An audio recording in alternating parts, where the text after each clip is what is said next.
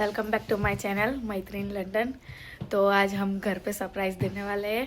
तो हमारी तैयारी हो गई है इंडिया जाने के लिए और हम जा रहे हैं लंदन से इंडिया और हम बहुत हैप्पी है और हम घर पे सरप्राइज़ देने वाले हैं। तो हमारे ब्लॉग के साथ एंड तक बने रहिए।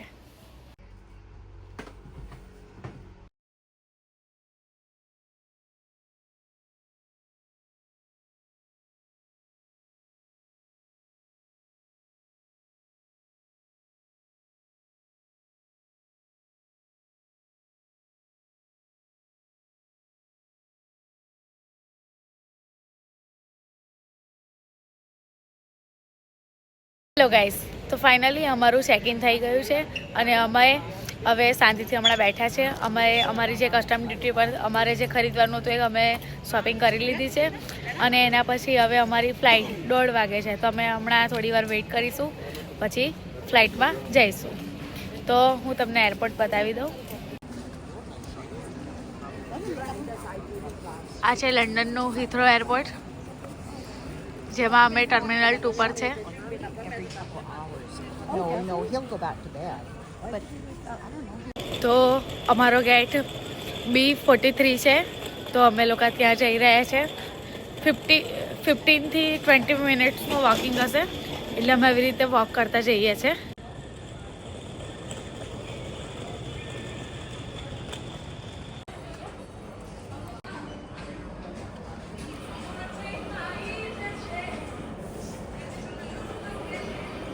હિથ્રો એરપોર્ટ પર એ વાતનું ધ્યાન રાખવું કે અહીંયા તમે જ્યારે પણ આવો તો 3 કે 4 અવર્સ આગળ વધારે આવવું વહેલું, કેમ કે અહીંયા છે ને વેઇટિંગ લિસ્ટ એટલી બધી હોય ને કે તમારે ચાલવાનો અને વેઇટિંગ લિસ્ટમાં જેટલો સમય નીકળી જાય કે તમારી ફ્લાઇટનો સમય થઈ જાય. એટલે 3 કે 4 અવર્સ વહેલા આવી જવું અને તો તમે થોડી વાર બેસી શકો. અહીંયા અડધો કલાક 15-20 મિનિટ તમારે આરામ કરવો હોય તો ચાલીને, બાકી તો એમને એમ તો પછી ફ્લાઇટમાં જ બેસવું પડે ડાયરેક્ટ, અને ફ્લાઇટ બી કદાચ તમે વહેલા ના આવો તો મિસ થઈ જાય. અને Heathrow airport most busiest airport છે, એટલે જેટલું બને એટલું વહેલું આવવું. તો અમે ફાઇનલી પ્લેનમાં બેસી ગયા છે અને અમે મૂવી જોતા જઈશું. અને આ છે અમારી વિન્ડો સીટ, આ છે મિહિલ અને અમે જઈશું ઇન્ડિયા. ફાઇનલી અમે ઇન્ડિયા જઈશું. અમને બહુ ફોટોનો શોખ છે. લો ઓકે, તો એ એમનું એવું જ છે, બધું રહેવાનું છે. હેરાન કરી મૂકશે. એમ તો જો કે 8 કલાક મારો ટાઈમ જતો રહેશે, કકડાટ છે એટલે. તો આવી રીતે અહીંયા સ્ક્રીન છે, એની ઉપર આપણે મૂવી જોઈશું. હવે જોઈએ છે કયા મૂવી અવેલેબલ છે આપણી માટે. મેં હિન્દી ફિલ્મ લગાવ્યા છે, કેમ કે ઇંગ્લિશ સાંભળીને લંડનમાં કંટાળી જાય, એટલે આપણે ઇન્ડિયા જઈએ એટલે ઇન્ડિયા જેવું જ કરવાનું બધું. હવે અહીંથી જોઈએ છે આપણે ઇન્ડિયામાં શું મળે છે, ઇન્ડિયામાં કઈ મૂવી આપણી હશે.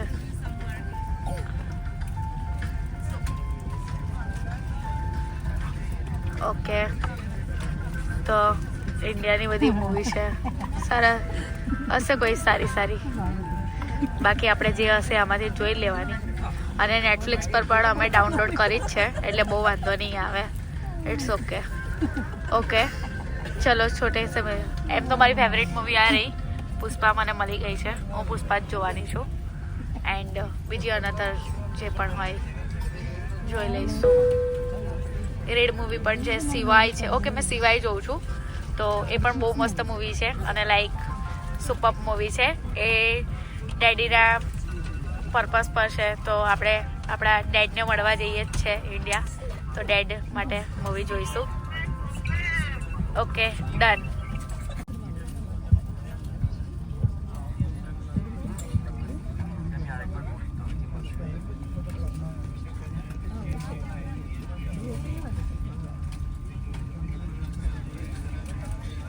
છે ને તમારે ટાઈમ પાસ કરવો હોય ને તો આવા લોકોને લઈને આવતા રહેવાના, એટલે તમારા 7 થી 8 કલાક આરામથી ફ્લાઇટ ઇઝીલી ફિનિશ થઈ જાય. કેમ કે બકવાસ અને કચકચો એટલો બધો હોય ને કે એમાં ટાઈમ જતો રહે, ક્યારે ફ્લાઇટ પરથી ઉતર્યા એ ખબર જ નહીં પડે તમને લોકોને. એટલે જ્યારે પણ આવો તો જોડે આવું કંઈ નમૂના લઈને આવવાનું. Okay, done.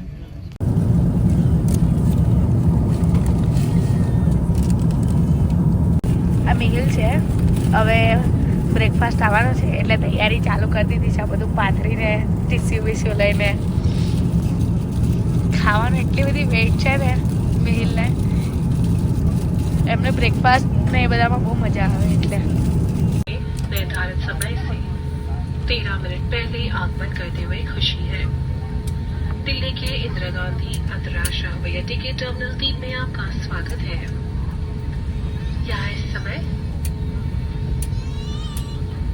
सुबह के 3:02 हुए हैं और बाहर का तापमान 14 डिग्री सेल्सियस है. सभी अतिथियों से निवेदन है कि सीट का संकेत बंद किए जाने तक कृपया अपनी निर्धारित सीट पर ही बैठे रहें और ऊपर बने सामान कक्ष न खोलें. सामान कक्ष खोलते समय सावधानी बरतें. कृपया अपने सामने बैठे अतिथियों को पहले उतरने दें. અમારો હમણાં 3 અવર્સનો હોલ્ડ છે તો અમે મેકડીનું હમણાં બ્રેકફાસ્ટ કરીશું. પછી અમે અમદાવાદ પહોંચી જઈશું. અમદાવાદથી અમારા ઘેર. Okay, by.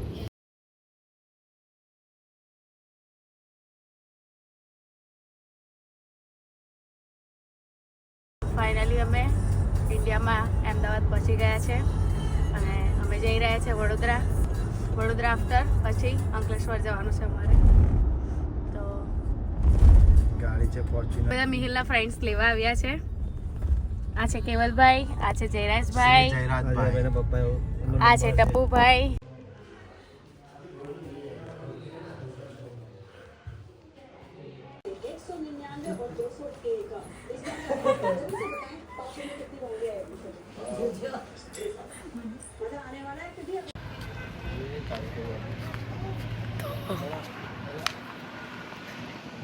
તો આપણે પહોંચી ગયા છે અહીંયા રાજસ્થાનથી અમે જઈશું પ્રયાગરાજ. અને આ મોર્નિંગના 8 થી 9 વાગતા હશે.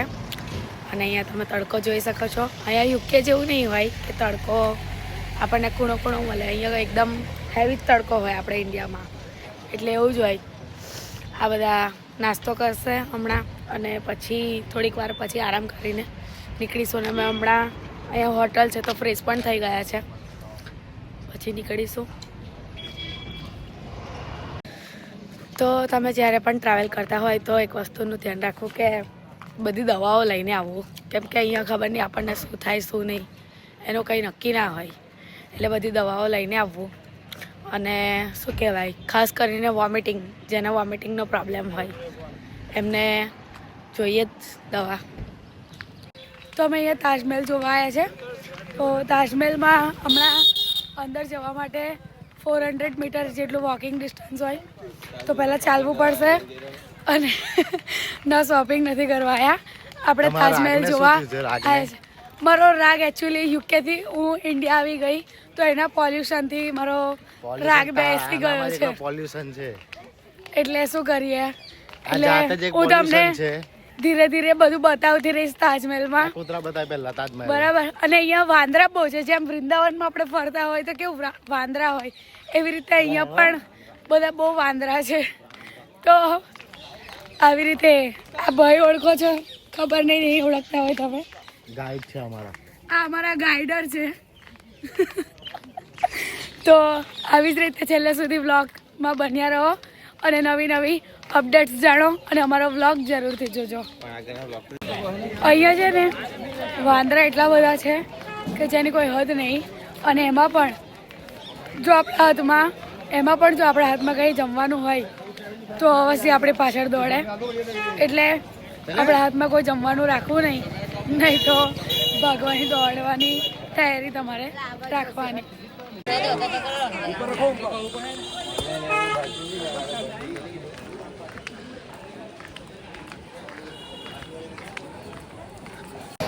અહીંયા તાજમહેલની અંદર જવા માટે ટિકિટ લેવા આવ્યા છે. બહુ જ બધી લાઈન છે. માટે મેક શ્યોર તમે જ્યારે પણ આવો તો કદાચ તમારે જો જલ્દી હોય તો ઓનલાઈન રજિસ્ટ્રેશન ટિકિટ બુક કરી દેવી અને પછી આવવું. બહુ જ બધી ભીડ છે. તો ફાઇનલી અમે ટોકન લઈ લીધી છે તાજમહેલની અંદર જવા માટે. તો ફાઇનલી અમે ટોકન લઈ લીધી છે અને આવી રીતે લાઈન છે. આ ટોકનની મદદથી આપણે તાજમહેલની અંદર જઈશું અને આની પ્રાઇસ 50 રૂપીસ છે. અહીંયા છે ને આપણે એરપોર્ટ પર કેવું ચેકિંગ કરાવતા એવી રીતે અહીં આપણા બેગ સ્કેન કરાવે છે, એટલે એવું બધું સ્કેન કર્યા પછી જ આપણાથી અંદર જવાય એવું છે. અને આ પણ તમારું સ્કેન થશે પછી દરવાજો ખોલીને અંદર જવાશે. આ આટલું બધું ચાલવાનું છે અને આ તાજમહેલનો આગળનો ભાગ છે. હજુ એની અંદર જોઈશે એટલે આપણો રિયલ તાજમહેલ આવી જશે જે મુમતાઝનો બનાવેલો છે. મારો અવાજ બેસી ગયો છે તો થોડુંક ઓછું સંભળાશે, બટ હું તમને વ્લોગ સાથે બની રહીશ. આ બધું થાય છે સરસ મજાનું. પણ અહીંની એક વાત કહું કે અહીંયા ચેકિંગ લાઈક એરપોર્ટ જેવું થાય છે કે તમારા નાના પર્સે બધું ચેક થાય છે.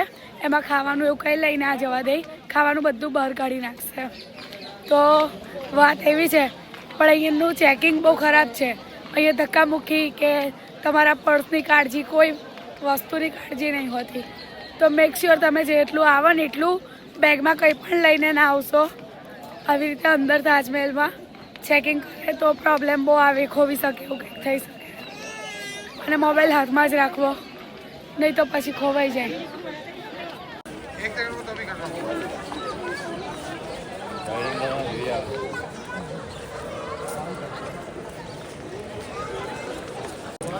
અહીંયા સિક્યુરિટીનું પણ ચાલુ જ હોય જો આ ફોટા લઈને.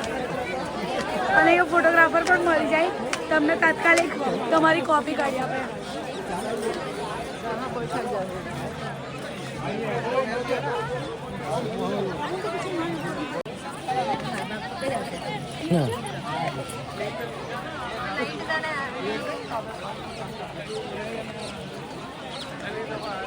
આ સાંજનો આઈ થિંક 5 વાગ્યાનો ટાઈમ છે.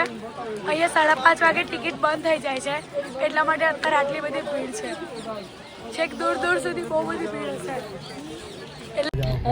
તો અમે આગ્રાથી નીકળી ચૂક્યા છે મથુરા, વૃંદાવન અને ગોકુળ જવા માટે. અહીંથી મિનિમમ 60 યા 50 કિલોમીટર્સ દૂર છે આગ્રાથી. તો ત્યાં જઈને જોઈએ વૃંદાવન, મથુરા, ગોકુળ કેવું છે. બધું સાંભળ્યું તો છે આપણે, હવે રિયલમાં જોવાનું છે. હા, વૃંદાવન જવાનો મોહ ઘણો બધો છે એટલે જોઈ રાખીએ. તો છેલ્લે સુધી વ્લોગમાં બન્યા રહો અને વૃંદાવન, ગોકુળ, મથુરાની મોજ માણો. તો અમે ગાડી અહીંયા પાર્કિંગ કરી છે. અહીંથી અમે વોકિંગ ડિસ્ટન્સમાં છે ગોકુળ સુધી. તો આ તમે જોઈ શકો છો, મેં રાધે રાધે કરાવ્યું છે. મને આવું ઘણું બધું ગમે છે એટલે મેં કરાવ્યું છે. અને બીજું કે આપણે અહીંયા આવ્યા છે તો આપણે ભગવાનનું પણ નામ લેવું જોઈએ. ભગવાનને જે તિલક ચડતો એ આપણે કરવો જ જોઈએ એટલે કર્યું છે. હવે અહીંથી વોકિંગ ડિસ્ટન્સમાં છે તો આપણે જઈએ અને હું તમને બતાવીશ બી કેવું કેવું છે અહીંયા. અહીંયા ગોકુળ બધું નજીકમાં જ છે. ઓકે. અને અહીંયા હા એટલી વસ્તુ છે કે ભીડ બહુ બધી હોય એટલે જે એનું આગળ દ્વાર મેં તમને બતાવ્યો હતો એન્ટ્રન્સ, ત્યાંથી આવવું. નહીં તો આગળથી આવશો જે શોર્ટકટ ગલી છે એ થોડુંક વધારે ભીડવાળું કામ છે. તો ચાલો જોઈએ આપણે ગોકુળ. चोर गली कहते हैं, गली गली में सुर है और कान्हा माखन चोर है. बोलो माखन चोर भगवान की जय. गली का नाम है माखन चोर गली, जो भगवान ने माखन का चोरी किया. बोलो राधे राधे. राधे राधे. जो आ माखन चोर गली है.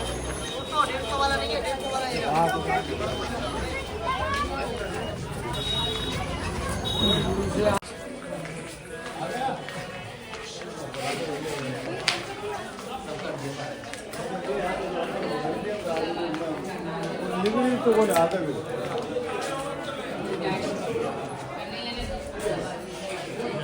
पठन पाठन सलमान गायन करके उनको कितना बड़ा लाभ है. पानी के बाहर है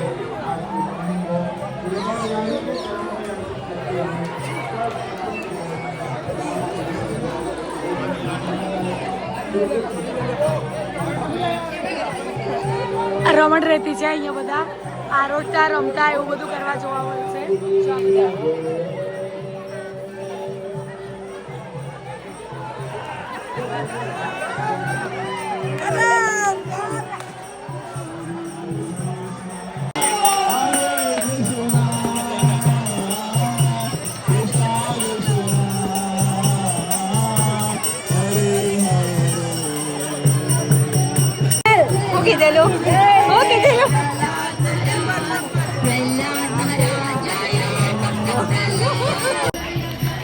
રમણ રેતીમાં આવ્યા તો પહેલાં રીલમાં એવું લાગતું હતું કે આ શું ગાણા વેળા કરે છે પબ્લિક, પણ જ્યારે અહીંયા આવ્યા તો આ પગ જમીન પર ટીકતા જ નહીં, બસ ખાલી નાચવાનું મન થયા કરે અને હાથ પણ આપણા ઉપર નીચે થયા જ કરે, રાધે રાધે જ થયા કરે. અને અહીંયા હંમેશા સંગીત ચાલતી જ રહે છે, એક ધૂન રાધે રાધે રાધે રાધે રાધે રાધે. અને આ માટીની ખાસિયત એ છે કે આ માટી આટલી ભીની હોવા છતાં પણ આપણા શરીર પર ચોંટતી નથી. ખુદ મેં હમણાં આરોટી છું, બટ મારા શરીર પર એક આટલો કણ પણ નથી. આ રેતીની ખાસિયત એ છે. અને આ રેતીને રમણ રેતી કહે છે, જ્યાં ભગવાન કૃષ્ણ અહીંયા એ પોતે અહીંયા રમતા હતા.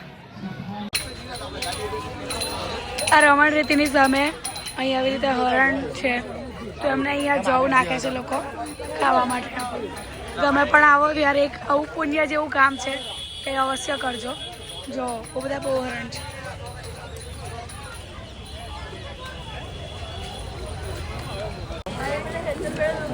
આ એ જગ્યા છે કે જ્યાં કૃષ્ણ ભગવાનનો જન્મ થયો હતો. એ એમનો અહીંયા જન્મવાસ છે.